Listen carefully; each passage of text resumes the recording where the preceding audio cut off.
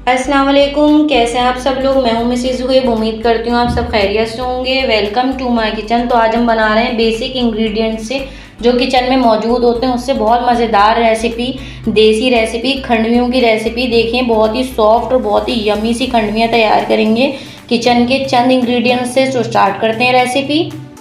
Start करते हैं ingredient से। खंडवियाँ बनाने के लिए यहाँ पे मेरे पास 1 कप बेसन है, इसको मैंने छान लिया है। पिसा हुआ धनिया है 1 खाने का चमचा, 1.5 टीस्पून पिसी हुई लाल मिर्च है, 1/2 टीस्पून और 1/4 टीस्पून मेरे पास हल्दी, तकरीबन 1/3 टीस्पून, 1.5 टीस्पून मेरे पास सॉल्ट है, नमक है, गरम मसाला है 1 टीस्पून, साथ ही साथ मेरे पास साबुत जीरा है, सफ़ेद जीरा 1 टीस्पून, 1/2 टीस्पून भुना पिसा जीरा, इससे फ्लेवर बहुत अच्छा आता है, 1/2 टीस्पून कसूर की मेथी है, 1/4 टीस्पून मेथी दाना है, साथ में 1 खाने का चमचा अदरक लहसुन कुटा हुआ है, 1 बड़े साइज़ का प्याज है जो मैंने पीस लिया है, ये 1/2 कप के करीब पिसा हुआ प्याज है, थोड़ा सा हरा धनिया इसमें शामिल होगा और 1/2 कप मेरे पास पिटा हुआ दही। स्टार्ट करते बनाना।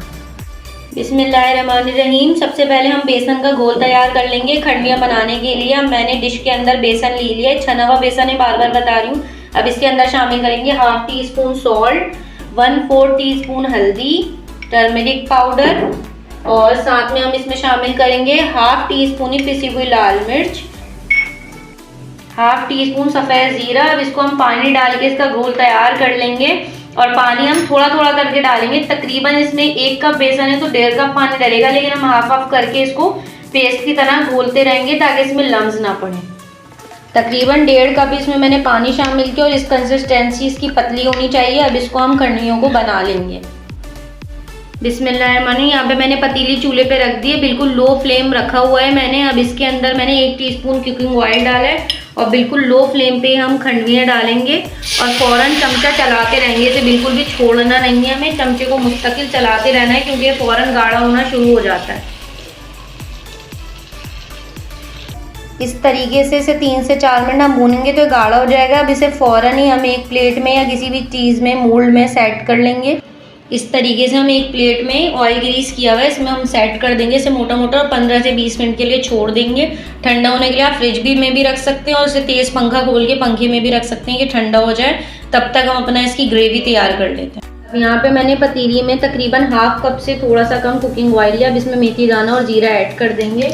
थोड़ा सा मेथी दाना ये चटकना जैसे ही शुरू होगा, ऑयल गर्म है तो अब हम इसमें शामिल कर देंगे। थोड़ा सा ये चटक जाए, क्रैकल हो जाए जैसे मेथी दाना चटकता है। दाना और जीरे को चटकने के बाद इसमें मैंने प्याज शामिल कर दिए। प्याज को अच्छी तरीके से भुनाई करनी है, इसका पानी खुश्क करना है, कच्चापन ख़त्म करना है। प्याज अच्छी तरह फ्राई कर ली। अब इसमें हम शामिल करेंगे अदरक लहसुन। अदरक लहसुन को भी 2 से 3 मिनट अच्छी तरीके से भूनेंगे। प्याज और अदरक लहसुन की अच्छी तरीके से भुनाई हो चुकी है। अब इसमें शामिल करेंगे पिसी हुई लाल मिर्च, हल्दी, पिसा हुआ धनिया, नमक, भुना पिसा जीरा और साथ ही साथ शामिल कर देंगे पिसा हुआ गरम मसाला और इसकी अच्छी तरीके से हम भुनाई करेंगे। थोड़ा सा हम इसमें पानी भी ऐड कर देंगे ताकि मसाले जले नहीं।